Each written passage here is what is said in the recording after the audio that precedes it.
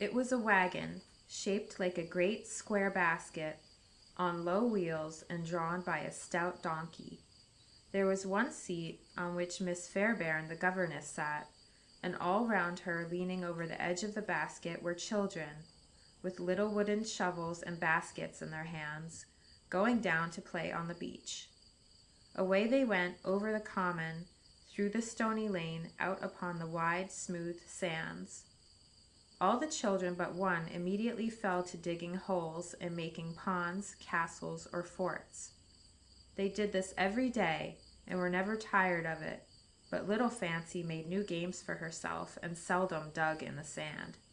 She had a garden of seaweed, which the waves watered every day. She had a palace of pretty shells, where she kept all sorts of little water creatures as fairy tenants. She had friends and playmates among the gulls and peeps, and learned curious things by watching crabs, horseshoes, and jellyfishes, and every day she looked for a mermaid. It was of no use to tell her that there were no mermaids. Fancy firmly believed in them, and was sure she would see one some day. The other children called the seals mermaids, and were contented with the queer, shiny creatures who played in the water, lay on the rocks, and peeped at them with soft, bright eyes as they sailed by.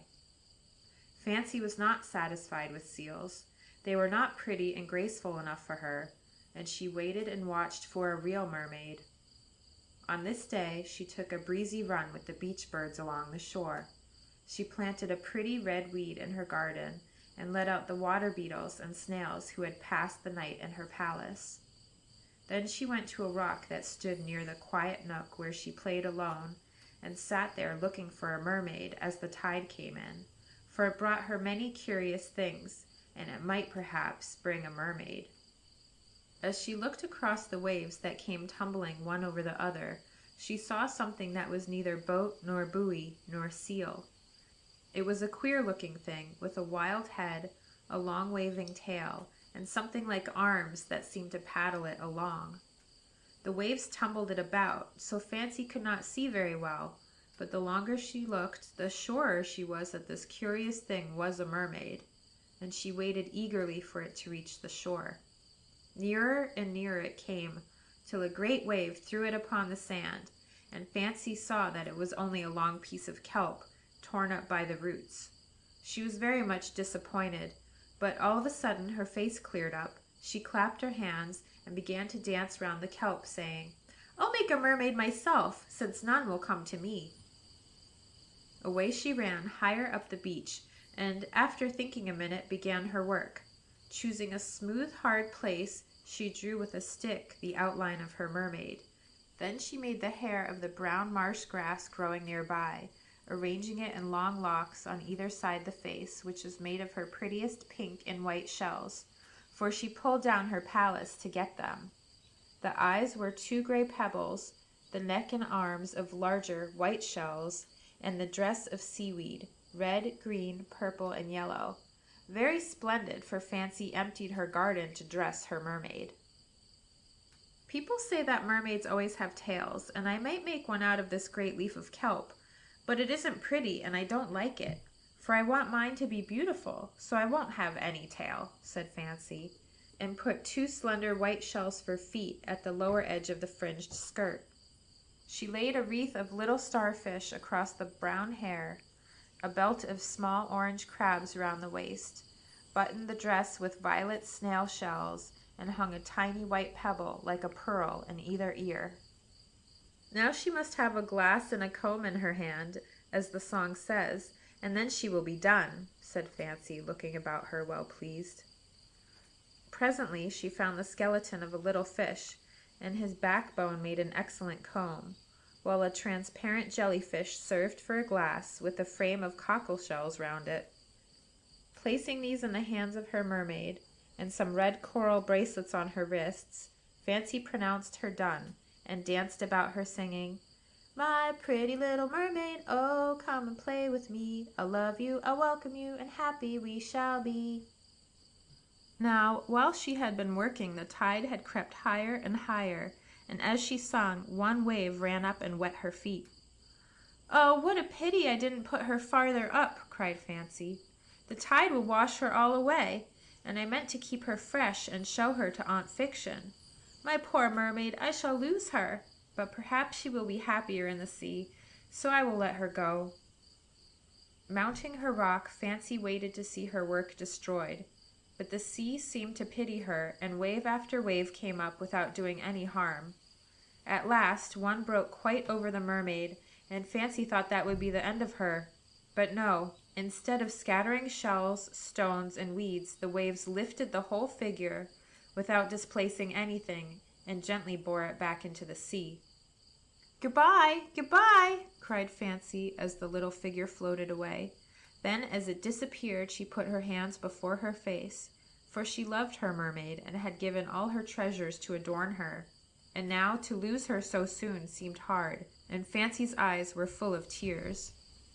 Another great wave came rolling in, but she did not look up to see it break, and a minute after she heard steps tripping toward her over the sand. Still she did not stir, for just then none of her playmates could take the place of her new friend, and she didn't want to see them. "Fancy, Fancy," called a breezy voice, sweeter than she had ever heard.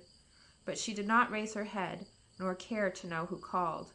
The steps came quite close, and the touch of a cold, wet hand fell on her own. Then she looked up and saw a strange little girl standing by her, who smiled, showing teeth like little pearls, and said in the breezy voice, "You wanted me to play with you, so I came." "Who are you?" asked Fancy, wondering where she had seen the child before. "I'm your mermaid," said the child. "But the water carried her away," cried Fancy.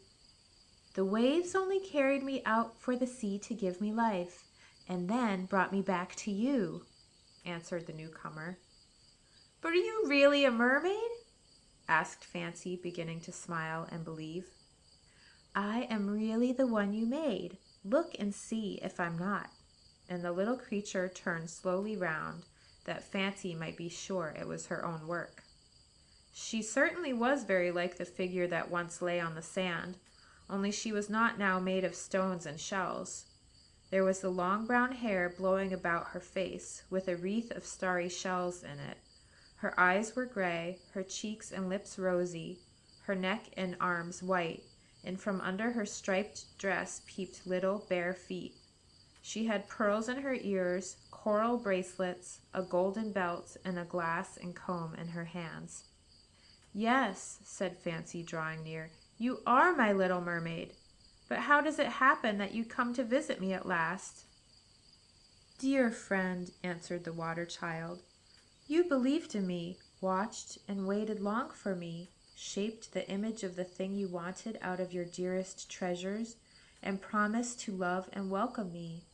I could not help coming, and the sea that is as fond of you as you are of it helped me to grant your wish." "Oh, I'm glad, I'm glad! Dear little mermaid, what is your name?" cried Fancy, kissing the cool cheek of her new friend and putting her arms about her neck. "Call me by my German cousin's pretty name, Lorelei," answered the mermaid, kissing back as warmly as she could. "Will you come home and live with me, dear Lorelei?" asked Fancy, still holding her fast. "If you promise to tell no one who and what I am, I will stay with you as long as you love and believe in me. As soon as you betray me or lose your faith and fondness, I shall vanish, never to come back again," answered Lorelei. "I promise, but won't people wonder who you are? And if they ask me, what shall I say?" said Fancy. "Tell them you found me on the shore, and leave the rest to me. But you must not expect other people to like and believe in me as you do. They will say hard things of me, will blame you for loving me, and try to part us. Can you bear this and keep your promise faithfully?" "I think I can, but why won't they like you?" said Fancy, looking troubled. "Because they are not like you, dear," answered the mermaid, with salt tears in her soft eyes. "They have not your power of seeing beauty in all things, of enjoying invisible delights, and living in a world of your own. Your Aunt Fiction will like me, but your Uncle Fact won't. He will want to know all about me, will think I'm a little vagabond, and want me to be sent away somewhere, to be made like other children. I shall keep out of his way as much as I can, for I'm afraid of him. I'll take care of you, Lorelei dear, and no one shall trouble you. I hear Miss Fairbairn calling, so I must go. Give me your hand, and don't be afraid." Hand in hand, the two went toward the other children, who stopped digging and stared at the new child. Miss Fairbairn, who was very wise and good, but rather prim, stared too, and said with surprise, "Why, my dear, where did you find that queer child?" "Down on the beach. Isn't she pretty?" answered Fancy, feeling very proud of her new friend. "She hasn't got any shoes on, so she's a beggar, and we mustn't play with her," said one boy who had been taught that to be poor was a very dreadful thing. "What pretty earrings and bracelets she's got," said a little girl who thought a great deal of her dress. "She doesn't look as if she knew much," said another child, who was kept studying so hard that she never had time to dig and run and make dirt pies, till she fell ill and had to be sent to the seaside. "What's your name, and who are your parents?" asked Miss Fairbairn. "I've got no parents, and my name is Lorelei," answered the mermaiden. "You mean Luly. Mind your pronunciation, child," said Miss Fairbairn, who corrected everyone she met in something or other. "Where do you live?" "I haven't got any home now," said Lorelei, smiling at the lady's tone. "Yes, you have. My home is yours, and you are going to stay with me always," cried Fancy heartily. "She is my little sister, Miss Fairbairn. I found her, and I'm going to keep her and make her happy." "Your uncle won't like it, my dear," and Miss Fairbairn shook her head gravely. "Aunt will, and uncle won't mind, if I learn my lessons well and remember the multiplication tables all right. He was going to give me some money, so I might learn to keep accounts, but I'll tell him to keep the money and let me have Lorelei instead." "Oh, how silly!" cried the boy who didn't like bare feet. "No, she isn't, for if she's kind to the girl, maybe she'll get some of her pretty things," said the vain little girl. "Keeping accounts is a very useful and important thing. I keep mine, and Mamma says I have great arithmetical talent," added the pale child who studied too much. "Come, children, it's time for dinner. Fancy, you can take the girl to the house, and your uncle will do what he thinks best about letting you keep her," said Miss Fairbairn, piling them into the basket wagon. Fancy kept Lorelei close beside her, and as soon as they reached the great hotel, where they all were staying with their mothers and fathers, uncles or aunts, she took her to kind Aunt Fiction, who was interested at once in the friendless child so mysteriously found. She was satisfied with the little she could discover, and promised to keep her, for a time at least. "We can imagine all kinds of romantic things about her, and by some interesting story may be found out concerning her. I can make her useful in many ways, and she shall stay." As Aunt Fiction laid her hand on the mermaid's head as if claiming her for her own, Uncle Fact came stalking in with his notebook in his hand and his spectacles on his nose. Now, though they were married, these two persons were very unlike. Aunt Fiction was a graceful, picturesque woman who told stories charmingly, wrote poetry and novels, was very much beloved by young folks, and was the friend of some of the most famous people in the world. Uncle Fact was a grim, grave, decided man, whom it was impossible to bend or change. He was very useful to everyone, knew an immense deal, and was always taking notes of things he saw and heard to be put in a great encyclopedia he was making. He didn't like romance, loved the truth, and wanted to get to the bottom of everything. He was always trying to make little Fancy more sober, well-behaved, and learned, for she was a freakish, dreamy, yet very lovable and charming child. Aunt Fiction petted her to her heart's content, and might have done her harm, if Uncle Fact had not had a hand in her education, for the lessons of both were necessary to her, as to all of us. "Well, well, well, who is this?" he said briskly, as he turned his keen eyes and powerful glasses on the newcomer. Aunt Fiction told him all the children had said, but he answered impatiently, "Tut, tut, my dear, I want the facts of the case. You are apt to exaggerate, and fancy is not to be relied on. If the child isn't a fool, she must know more about herself than she pretends. Now, answer truly, Luli, where did you come from?" But the little mermaid only shook her head and answered as before. "Fancy found me on the beach and wants me to stay with her. I'll do her no harm. Please let me stay." "She has evidently been washed ashore from some wreck, and has forgotten all about herself. Her wonderful beauty, her accent, and these ornaments show that she is some foreign child," said Aunt Fiction, pointing to the earrings. "Nonsense, my dear. Those are white pebbles, not pearls, and if you examine them, you will find that those bracelets are the ones you gave Fancy as a reward for so well remembering the facts I told her about Coral," said the uncle, who had turned Lorelei round and round, pinched her cheek, felt her hair, and examined her frock through the glasses, which nothing escaped. "She may stay and be my little playmate, mayn't she? I'll take care of her, and we shall be very happy together," cried Fancy eagerly. "One can't be sure of that till one has tried. You say you will take care of her. Have you got any money to pay her board and buy her clothes?" asked her uncle. "No, but I thought you'd help me," answered Fancy wistfully. "Never say you'll do a thing till you are sure you can," said Uncle Fact, as he took notes of the affair, thinking they might be useful by and by. "I've no objection to your keeping the girl, if after making inquiries about her she proves to be a clever child. She can stay a while, and when we go back to town I'll put her in one of our charity schools, where she can be taught to earn her living. Can you read, Luli?" "No," said the mermaid, opening her eyes. "Can you write in cipher?" "What is that?" answered Lorelei innocently. "Dear me, what ignorance!" cried Uncle Fact. "Can you sew or tend babies?" asked Aunt Fiction gently. "I can do nothing but play and sing and comb my hair." I see, some hand-organ man's girl. Well, I'm glad you keep your hair smooth. That's more than Fancy does," said Uncle Fact. "Let us hear you sing," whispered his little niece, and in a voice as musical as the sound of ripples breaking on the shore, Lorelei sung a little song that made Fancy dance with delight, charmed Aunt Fiction, and softened Uncle Fact's hard face in spite of himself. Very well indeed. You have a good voice.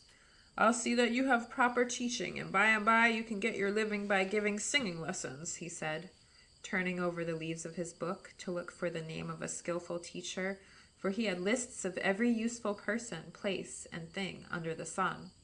Lorelei laughed at the idea, and Fancy thought singing for gold, not love, a hard way to get one's living. Inquiries were made, but nothing more was discovered, and neither of the children would speak, so the strange child lived with Fancy and made her very happy. The other children didn't care much about her, for with them she was shy and cold, because she knew if the truth was told they would not believe in her. Fancy had always played a good deal by herself, because she never found a mate to suit her. Now she had one, and they enjoyed each other very much.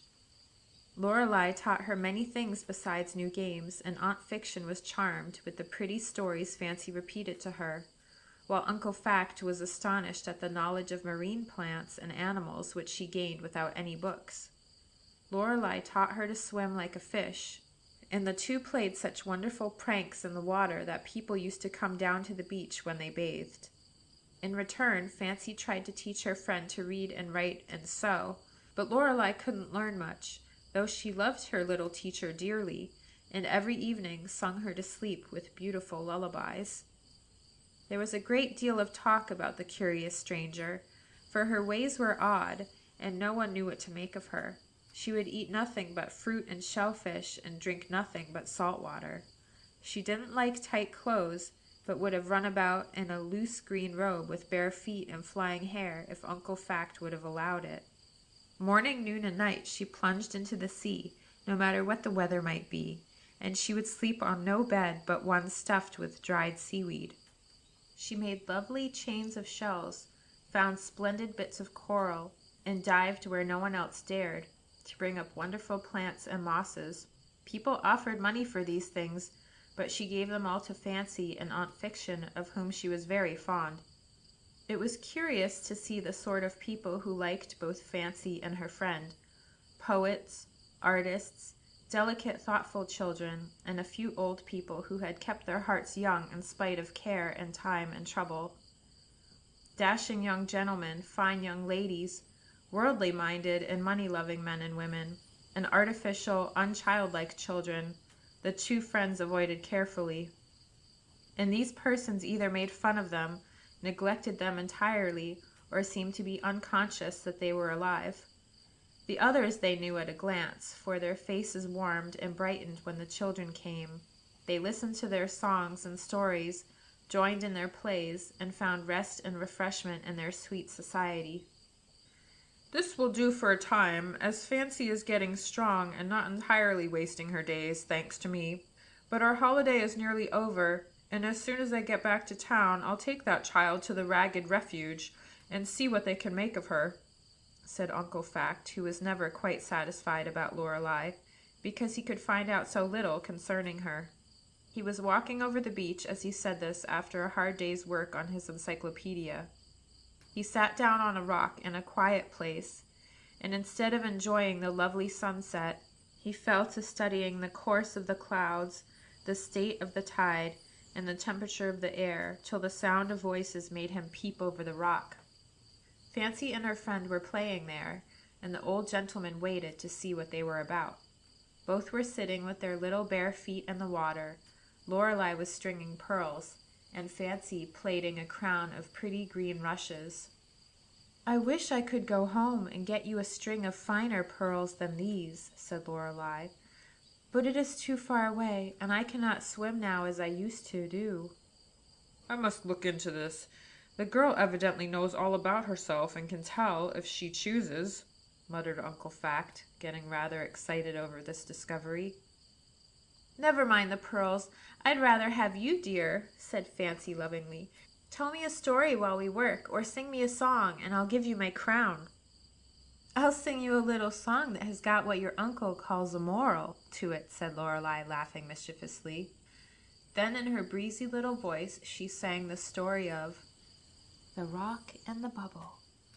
"Oh, a bare brown rock stood up in the sea, the waves at its feet dancing merrily. A little bubble came sailing by, and thus to the rock did it gaily cry, 'Ho, clumsy brown stone, quick make way for me, I'm the fairest thing that floats on the sea. See my rainbow robe, see my crown of light, my glittering form, so airy and bright.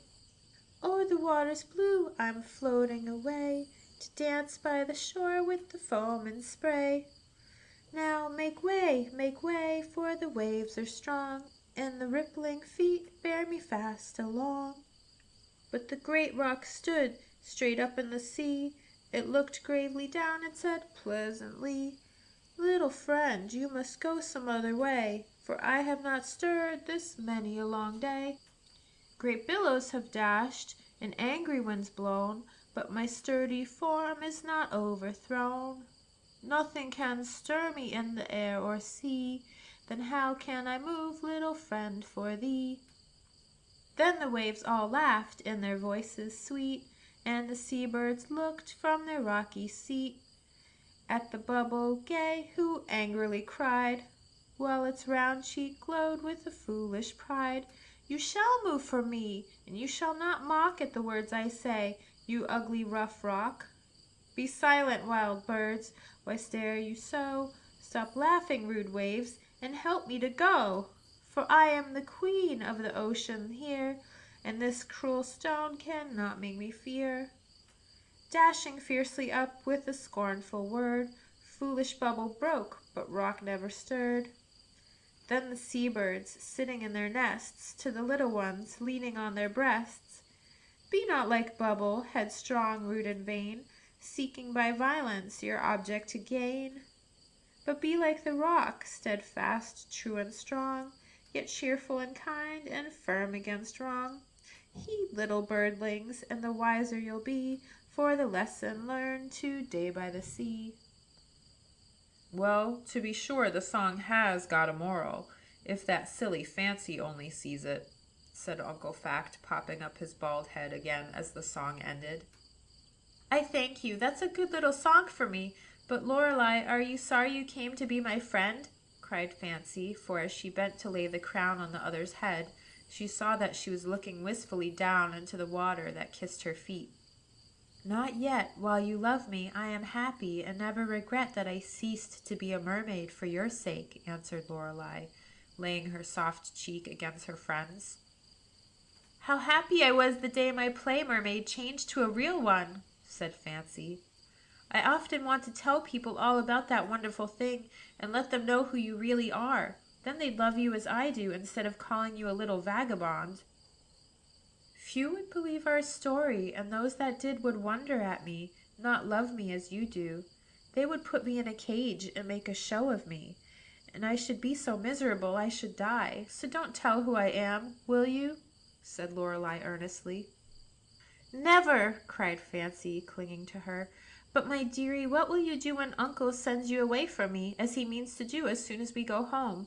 I can see you sometimes, but we cannot be always together, and there is no ocean for you to enjoy in the city. I shall bear it if I can, for your sake. If I cannot, I shall come back here and wait till you come again next year. No, no, I will not be parted from you, and if Uncle takes you away, I'll come here and be a mermaid with you, cried Fancy. The little friends threw their arms about each other and were so full of their own feelings that they never saw Uncle Fact's tall shadow flit across them as he stole away over the soft sand. Poor old gentleman! He was in a sad state of mind and didn't know what to do, for in all his long life he had never been so puzzled before. A mermaid, indeed, he muttered. I always thought that child was a fool, and now I'm sure of it. She thinks she is a mermaid, and has made Fancy believe it. I told my wife 12 times that she let Fancy read too many fairy tales and wonder books. Her head is full of nonsense, and she is just ready to believe any ridiculous story that is told her. Now what on earth shall I do? If I put Luli in an asylum, Fancy will break her heart, and very likely they will both run away. If I leave them together, Luli will soon make Fancy as crazy as she is herself, and I shall be mortified by having a niece who insists that her playmate is a mermaid. Bless my soul, how absurd it all is. Aunt Fiction had gone to town to see her publishers about a novel she had written, and he didn't like to tell the queer story to anyone else, so Uncle Fact thought it over and decided to settle the matter at once. When the children came in, he sent Fancy to wait for him in the library, while he talked alone with Lorelei. He did his best, but he could do nothing with her. She danced and laughed and told the same tale as before, till the old gentleman confessed that he had heard their talk on the rocks. Then she grew very sad and owned that she was a mermaid. This made him angry, and he wouldn't believe it for an instant, but told her it was impossible and she must say something else. Lorelei could say nothing else, and wept bitterly when he would not listen, so he locked her up and went to Fancy, who felt as if something dreadful was going to happen when she saw his face. He told her all he knew, and insisted that Lorelei was foolish or naughty to persist in such a ridiculous story. But, Uncle, I really did make a mermaid, and she really did come alive, for I saw the figure float away, and then Lorelei appeared, said Fancy very earnestly. It's very likely you made a figure and called it a mermaid. It would be just the sort of thing you'd do, said her uncle. But it is impossible that any coming alive took place, and I won't hear any such nonsense. You didn't see this girl come out of the water, for she says you never looked up till she touched you. She was a real child who came over the beach from somewhere, and you fancied she looked like your figure and believed the silly tale she told you. It is my belief that she is a sly, bad child, and the sooner she is sent away, the better for you. Uncle Fact was so angry and talked so loud that Fancy felt frightened and bewildered, and began to think he might be right about the mermaid part, though she hated to give up the little romance. If I agree that she is a real child, won't you let her stay, Uncle? She said, forgetting that if she lost her faith, her friend was lost also. Ah, then you have begun to come to your senses, have you, and are ready to own that you don't believe in mermaids and such rubbish, cried Uncle Fact, stopping in his tramp up and down the room. Why, if you say there never were and can never be any, I suppose I must give up my fancy. But I'm sorry, sighed the child. That's my sensible girl. Now think a minute, my dear, and you will also own that it is best to give up the child as well as the mermaid, said her uncle briskly. Oh, no, we love one another, and she is good, and I can't give her up, cried Fancy. Answer me a few questions, and I'll prove that she isn't good, that you don't love her, and that you can give her up, said Uncle Fact, and numbered off the questions on his fingers as he spoke. Didn't Luli want you to deceive us and everyone else about who she was? Yes, sir. Don't you like to be with her better than with your aunt or myself? Yes, sir. Hadn't you rather hear her songs and stories than learn your lessons? Yes, sir. Isn't it wrong to deceive people, to love strangers more than those who are a father and mother to you, and to like silly tales better than useful lessons? Yes, sir. Very well, then don't you see that if Luli makes you do these wrong and ungrateful things, she is not a good child, nor a fit playmate for you? Fancy didn't answer, for she couldn't feel that it was so, though he made it seem so. When Uncle Fact talked in that way, she always got confused and gave up, for she didn't know how to argue.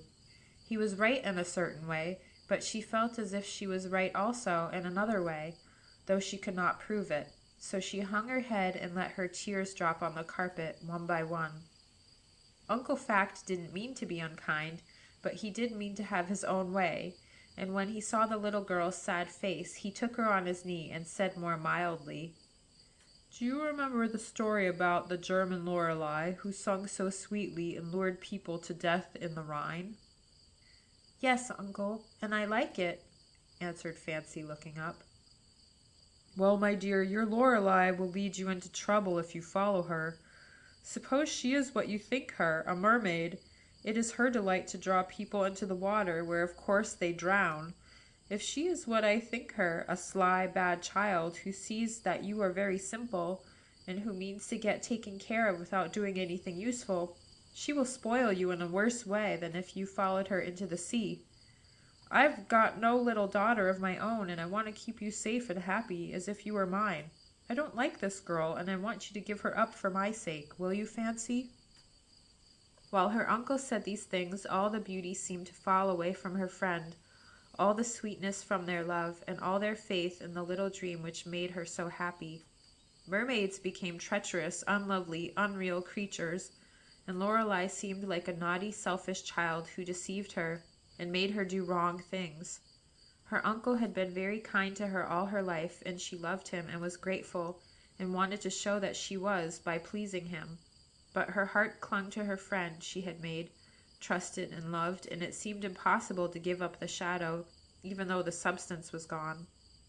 She put her hands before her face for a moment, then laid her arms about the old man's neck and whispered with a little sob, "I'll give her up, but you'll be kind to her, because I was fond of her once."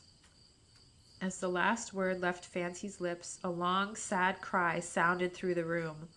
Lorelei sprung in, gave her one kiss, and was seen to run swiftly toward the beach, wringing her hands. Fancy flew after, but when she reached the shore, there was nothing to be seen but the scattered pebbles, shells, and weeds that made the mock mermaid, floating away on a receding wave. "Do you believe now?" cried Fancy, weeping bitterly as she pointed to the wreck of her friend, and turned reproachfully toward Uncle Fact, who had followed in great astonishment.